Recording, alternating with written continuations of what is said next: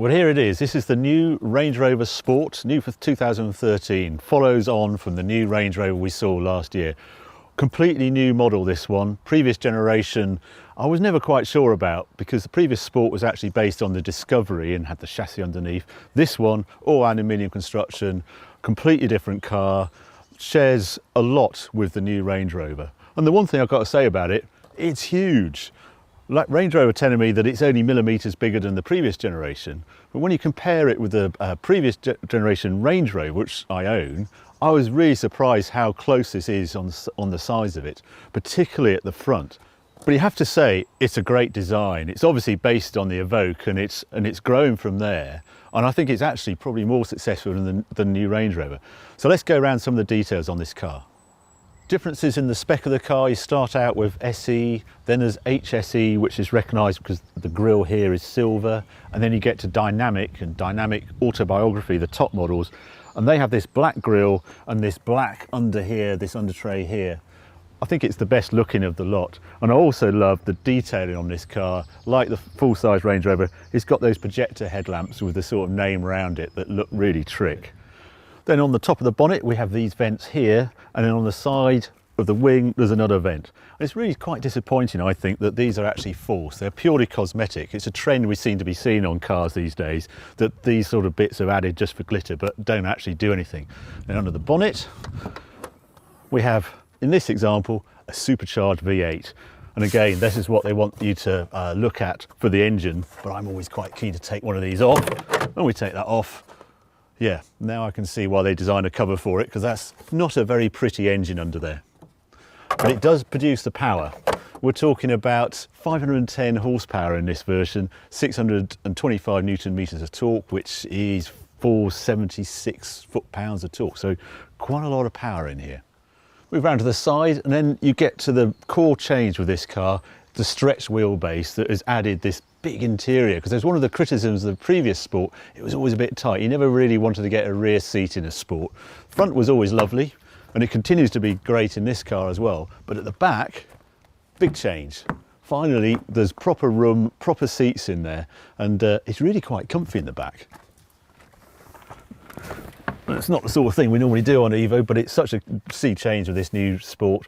I'm 6'2", this seat in front is set for me, and I'm sitting in the back and I'm comfy in a Range Rover Sport. That doesn't normally happen. And this one is particularly nice in here because it's got a glass roof, and I think that's a really nice touch. It's been a huge hit on the Evoque and on the new Range Rover. It's bound to be the same on this. It just really lightens up the interior. And the other lovely detail is an aluminium badge on the side saying this is all aluminium construction. Just lovely little details all through this car like that. Looks really good. Well, we're looking in the inside of this car. There's one more surprise I want to show you, and that's in the back. Because if I press these two buttons here, there's another little surprise. This car is the 7-seat version, so there's 2 emergency seats in the back. You're not going to get a full-size adult. They're sort of up to 11-year-old. But having lived with a car like this, we had the previous Range Rover and I had an overfinch rear seat. They're so useful at Christmas time and when granny comes to stay, or you're going to get kids from school. So there you go, it's a £1,500 option. I think it's probably well worth it because it just adds to the sort of how you use these cars. But what's really important with this, Range Rover Sport, all aluminium, 510 horsepower. Let's see what it's like on the road.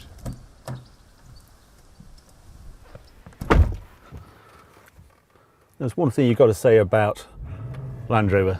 They really know how to do interiors.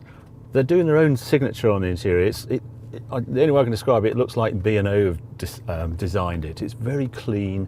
They're very proud of their low button count, which can be a bit of a pain at times when you're trying to do heated seats or something. But it does look good, looks really good. And I think it's because I like the way they're ploughing their own furrow on it. They're not looking at what the Germans are doing, and I get the sense of sometimes with BMW and Mercedes, they just look at the other German manufacturers. But the interior on current Land Rover product like this one is unique, very clean, and just beautifully put together. Feels expensive.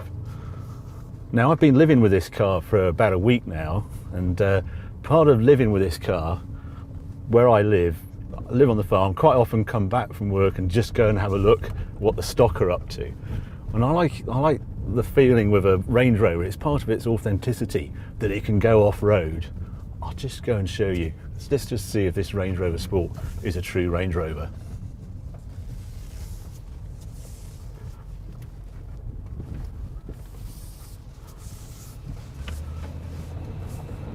put the suspension on high, yeah, the parking sensors are going to get a little upset, but they'll go out. It's just one of the beauties of Land Rover product. They do think about the off-roaders. I'm told it's less than 10% use the off-road ability. Where I'm going to take you now is one of the steepest parts on the farm, and it's like, I call it the Black Run.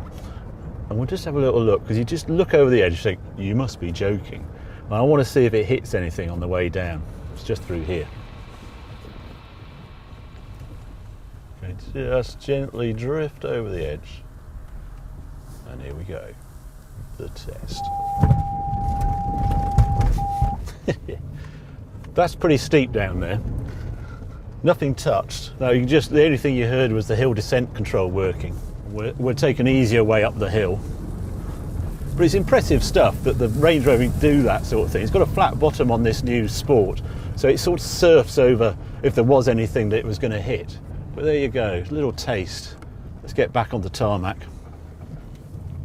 One of the first senses you get with the Range Rover Sport now is it's not actually the super sports SUV that you expect. When you get behind the wheel, there's a sort of softness, a roundness to it, which is different to the Cayenne. I spent a few weeks in the Cayenne Turbo S, and that car immediately has heavier steering.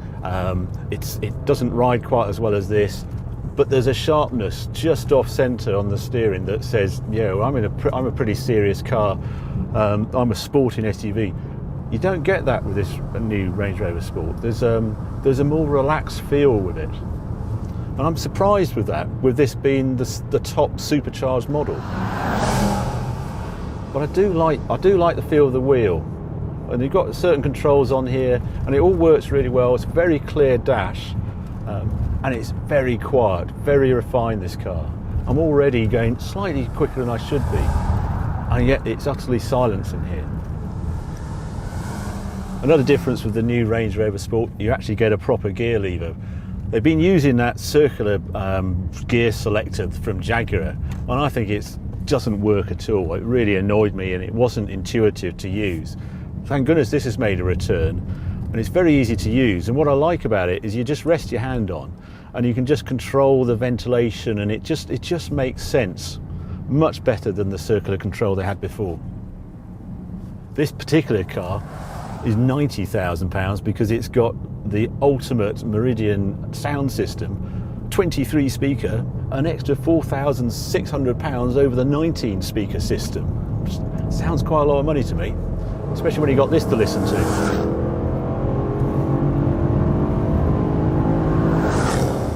Great sounding V8, I have to say, and it just feels strange being in a Range Rover with a petrol V8. If you're European, we don't really see these sort of cars, probably because the average MPG is 15.5. It's all I've done in the past week.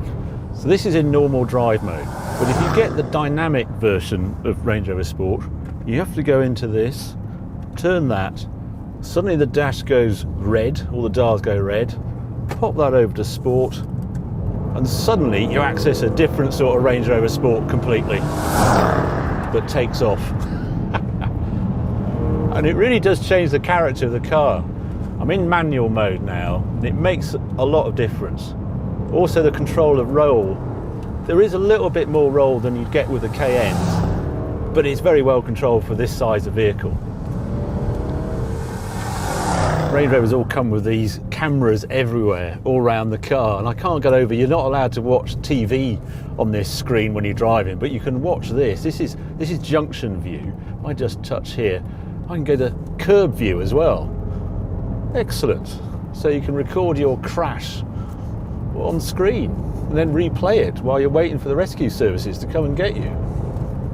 This car, they claim the weight is 2,300 kilos, and after driving it for a day, I thought, I'm sure it feels heavier than that. We actually put it on the scales back at Evo, and we actually recorded it about half a tank of fuel at 2,493 kilos, so 2.5 tons.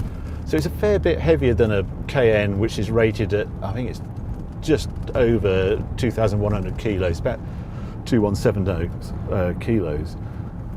And then it's a longer wheelbase than the previous Range Rover Sport, so I think that makes it feel slightly softer because it's not quite as sharp to turn in.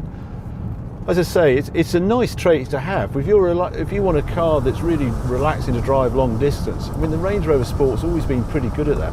I've always found it annoyingly good at that, because I wanted to hate it until I drove one, and then I really quite liked it.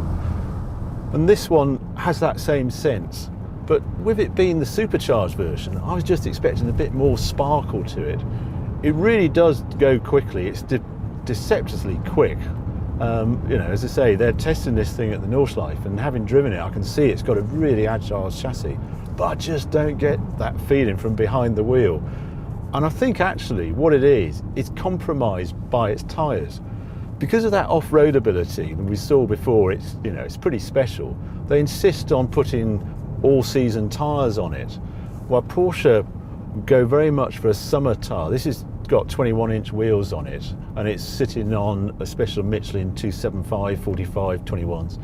If I'd ordered 21-inch tyres on the Cayenne, I get 295 35 ratio, so a much sportier tyre, and that's why it feels different.